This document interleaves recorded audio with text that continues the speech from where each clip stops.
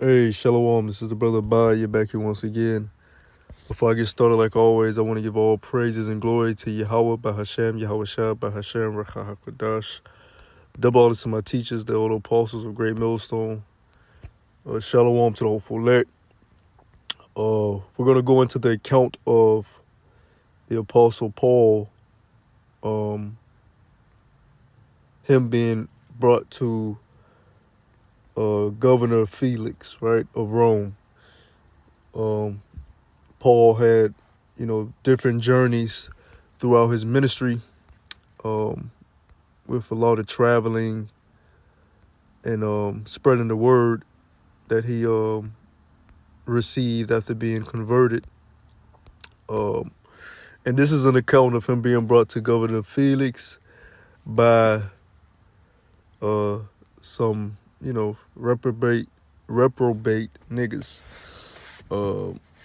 Let's start at the top of Acts chapter 24, verse 1.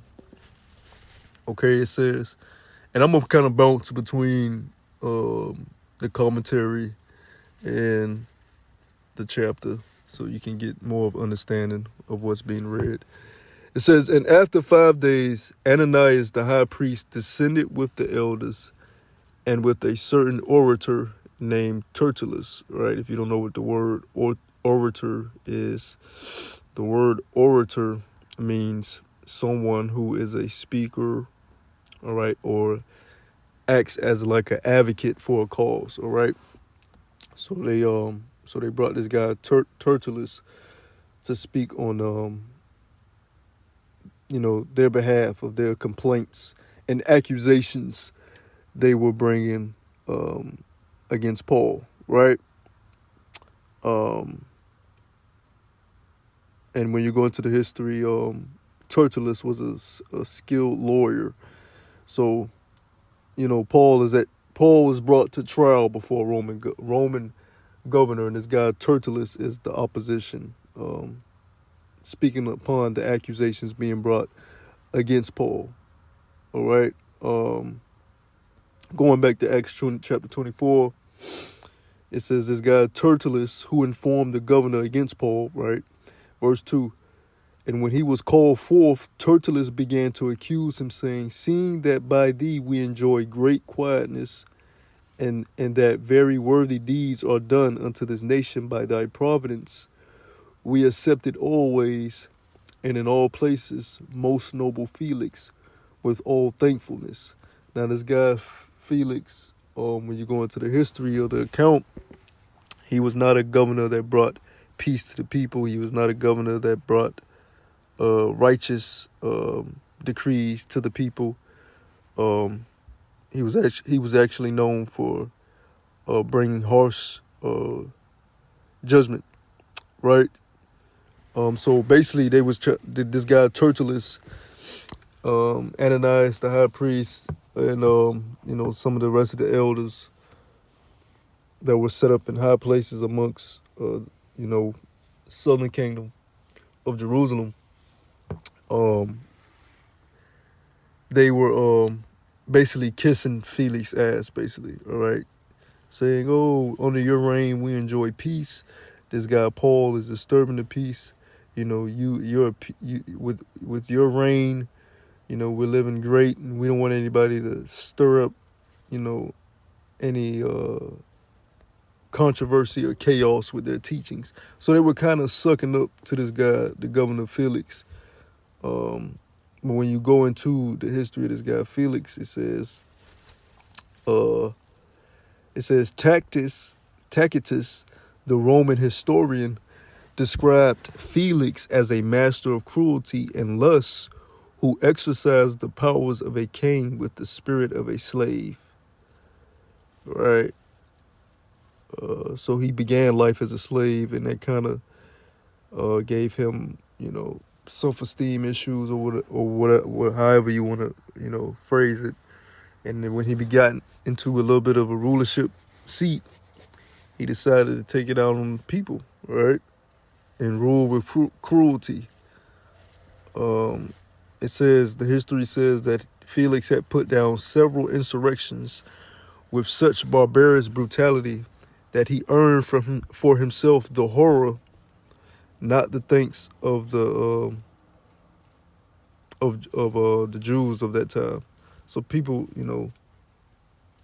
because that was primarily Southern Kingdom during this time, because we know Northern Kingdom, a lot of Northern Kingdom was over here in what you would call America, the Americas. But Southern Kingdom was scared of this guy, man. All right, because of the way he ruled, and that was how a lot of the governors and emperors, Caesars, of Rome were. They all had that wicked mentality because they were Edomites, right? The majority of them. But going back to Acts chapter 24, it says, Acts chapter 24, verse 4 says, "Notwithstanding that I be not further tedious unto thee, I pray thee that thou wouldest hear of thy clemency a few words." So, basically coming up all nice to the governor, trying to appeal to the governor and come all soft before they bring these accusations against Paul. Verse 5, it says, "For we have found this man a pestilent fellow." All right, when you go into the word pestilent, it says a plague, a pest. So basically they were calling Paul a plague, which, hey, if you want to label the apostles, all right, or servants of the Lord, the prophets of the Lord, plagues, you can do that, because our very existence is a curse unto a wicked society, man. What does the scripture say? The prophets before us. Let's get that. And the reason why I'm going into this account is because you can't marvel if you're brought up, to a governor or the sheriff of your city, or, they bring you somewhere and they bring you false accusations against you.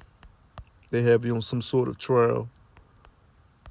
This is the book of Jeremiah, chapter 28, verse 8, and it says, "The prophets that have been before me and before thee of old prophesied both against many countries and against great kingdoms, of war and of evil and of pestilence." So yeah,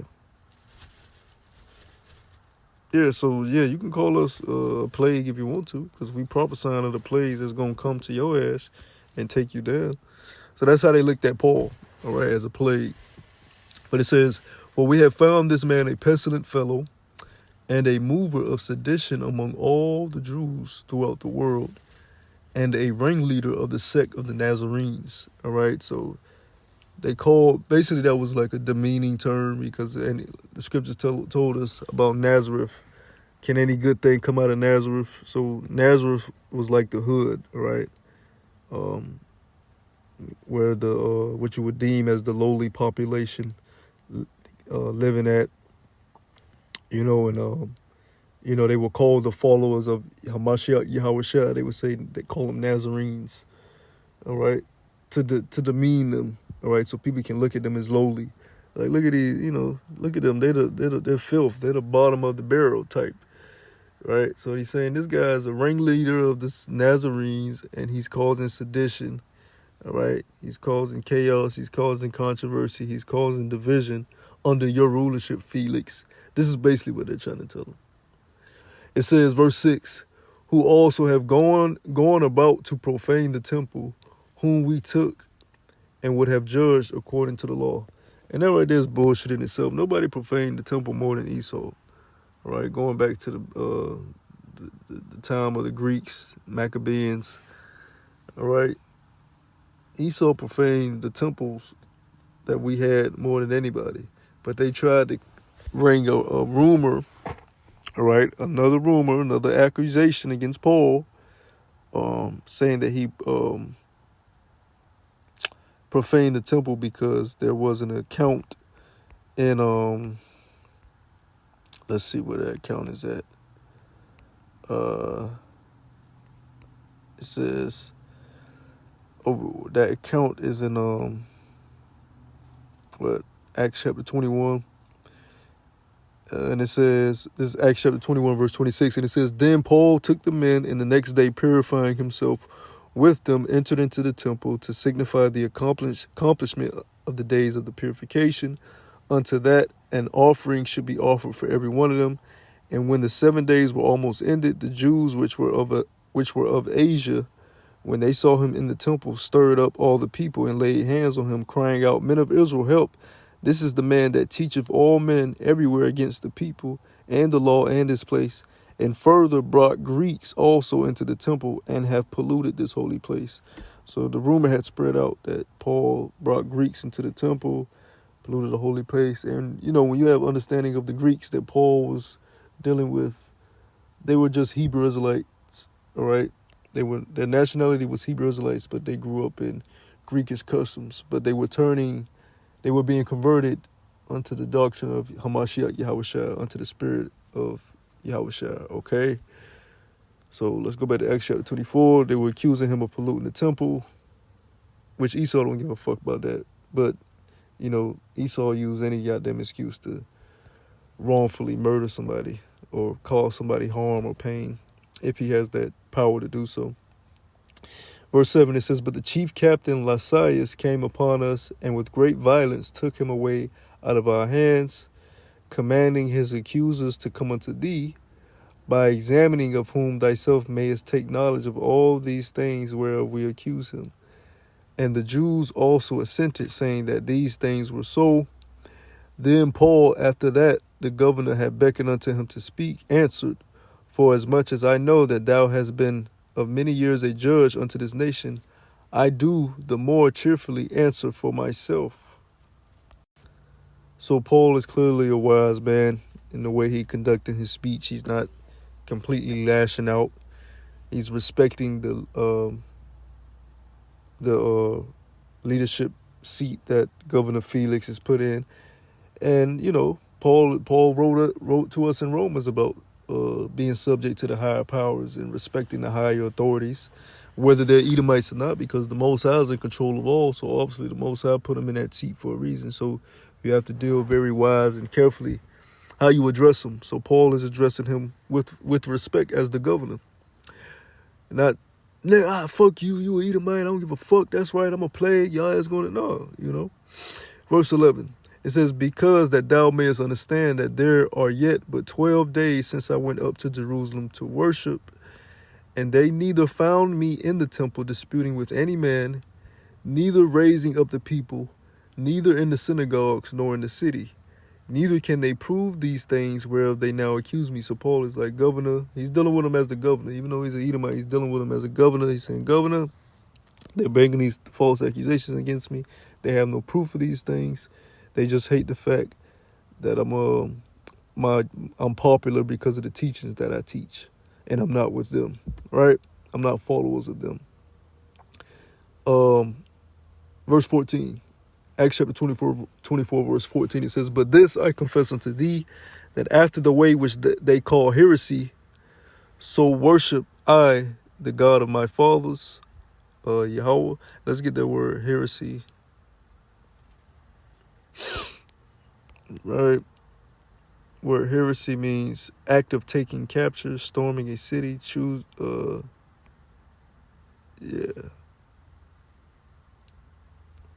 arising from diversity of opinions. So let's read that again. It says, verse 14, But this I confess unto thee, that after the way which they call heresy, so worship I the God of my father. So he's saying, they're saying, Paul is basically saying, they say I have different ideologies, different beliefs, different opinions, but I worship the God of my fathers, right? Which is Abba Yahweh. It says, believing all things which are written in the law and in the prophets, and I have hope toward Yahweh, which they themselves also allow, that there should be a resurrection of the dead, both of the just and unjust. And herein do I exercise myself to have always a conscience void of offense toward Yahweh and toward men. Now after many years I came to bring alms to my nation and offerings, whereupon certain Jews from Asia found me purified in the temple, neither with multitude nor with tumult. So he said, I was in the temple. I was purified in the temple. But I wasn't calling a ruckus. I wasn't calling a tumult. Neither did I have a large crowd with me. Right. Verse 19, he says, Who ought to have been here before thee and object if they had aught against me.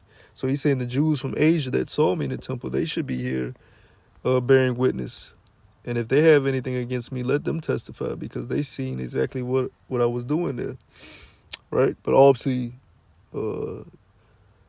these elders, all right, and Ananias the high priest, all right, these Sadducees and Pharisees and this guy Tertullus, they didn't give a damn about bringing a just and fair witness account uh, about Paul.